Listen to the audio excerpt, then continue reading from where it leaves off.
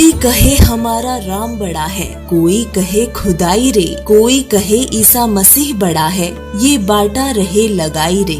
जी हाँ दोस्तों, हर धर्म हर मजहब के लोग जिस भी इष्ट देव की भक्ति साधना में लगे हैं वो उसी को श्रेष्ठ बतलाते हैं, लेकिन वास्तव में सर्वश्रेष्ठ प्रभु कौन है ये किसी को मालूम नहीं। हमें पता है कि अब जरूर आपके मन मस्तिष्क में एक सवाल उत्पन्न हुआ होगा कि प्रभु तो प्रभु ही होते हैं, तो फिर यहाँ सर्वश्रेष्ठ प्रभु क्यों बोला जा रहा है। तो दोस्तों आपको बता दें कि आज हम अपनी वीडियो में इस रहस्य से पर्दा उठाने जा रहे हैं कि गॉड वर्सेस सुप्रीम गॉड में क्या अंतर है, प्रभु और सर्वश्रेष्ठ प्रभु किसे कहते हैं। सबसे पहले बात करते हैं हिंदू धर्म की। दोस्तों हिंदू समाज में विशेषकर त्रिदेव यानी कि ब्रह्मा विष्णु महेश जी की भक्ति की जाती है। इसके अलावा कुछ लोग दुर्गा जी की, तो कुछ लोग ओम नाम का जाप करके काल ब्रह्म की पूजा तक ही सीमित हैं। दोस्तों ऐसा नहीं है कि ये भगवान नहीं है, लेकिन सर्वश्रेष्ठ प्रभु इन्हें नहीं कहा जा सकता। वो किस लिए, देखिए हमारी ये रिपोर्ट।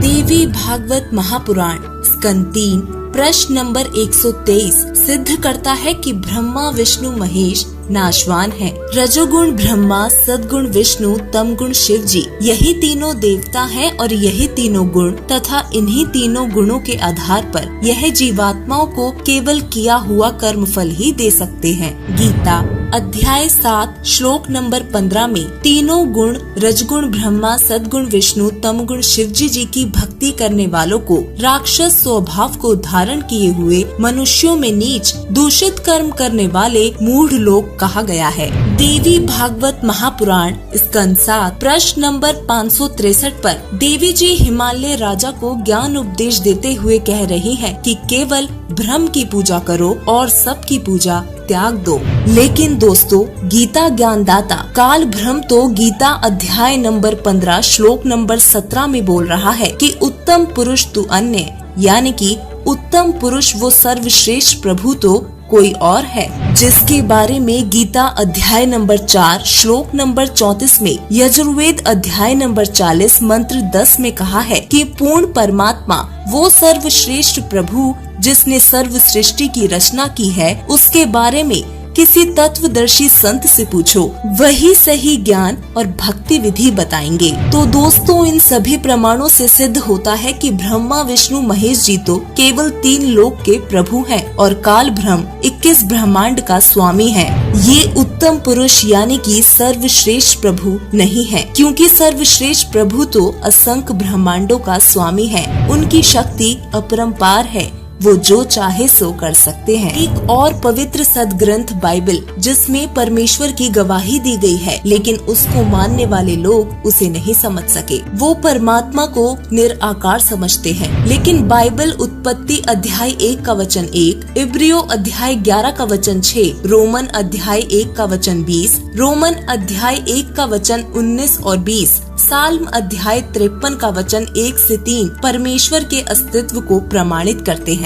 बाइबल को मानने वाले यीशु को प्रभु मानते हैं, लेकिन इसी बाइबल के इब्रियो अध्याय 1 का वचन 5, मार्क अध्याय 1 का वचन 11, मैथ्यू अध्याय 17 का वचन 5 और ल्यूक अध्याय 20 का वचन 13 के अनुसार यीशु परमेश्वर के भेजे गए पुत्र थे, न कि सुप्रीम गॉड। अब बात करते हैं सिख धर्म की। दोस्तों सिख समुदाय में भगवान के अमूर्त रूप की पूजा करने का विधान है।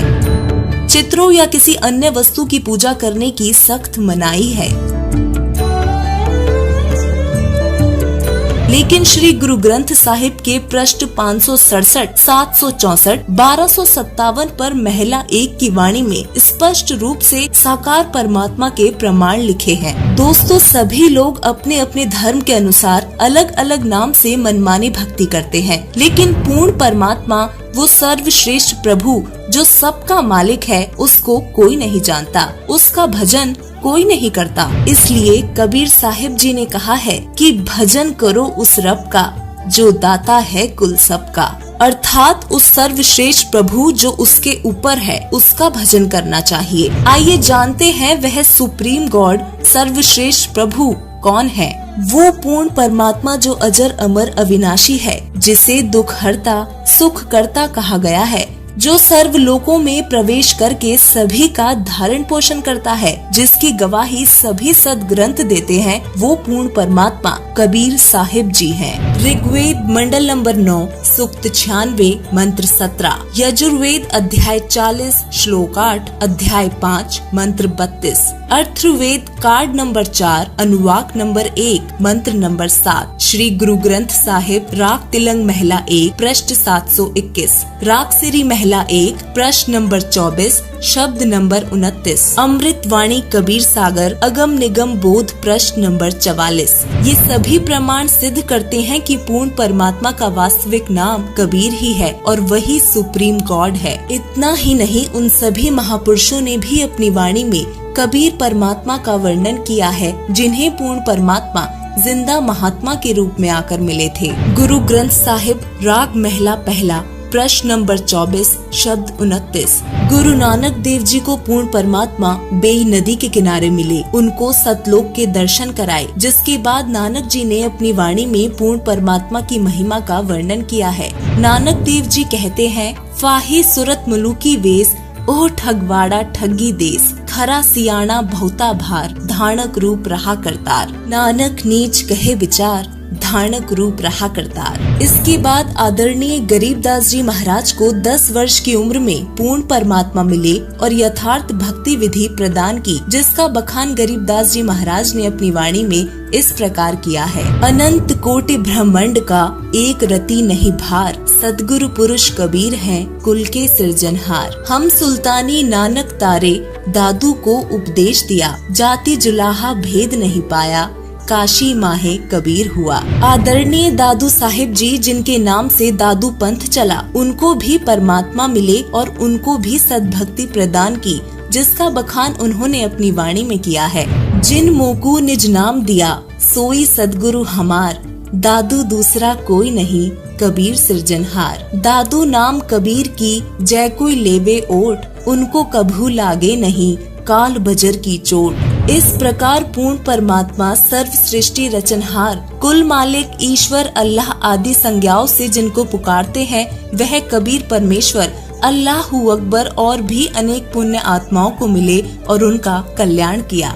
दोस्तों, हमें केवल उस पूर्ण परमात्मा सर्वश्रेष्ठ प्रभु कबीर साहिब जी की ही भक्ति करनी चाहिए, जिससे हमें पूर्ण लाभ हो सकते हैं और परमात्मा प्राप्ति हो सकती है। वर्तमान समय में पूरे विश्व में केवल संत रामपाल जी महाराज ही एकमात्र तत्वदर्शी संत हैं, जो शास्त्र आधारित ज्ञान दे रहे हैं और हमारे शास्त्रों से प्रमाणित पूर्ण परमात्मा की भक्ति बता रहे हैं। कृपया संत रामपाल जी महाराज जी की शरण में आकर यथार्थ भक्ति ग्रहण करें तथा उस पूर्ण परमात्मा को प्राप्त करके अपना जीवन सफल बनाएं। धन्यवाद।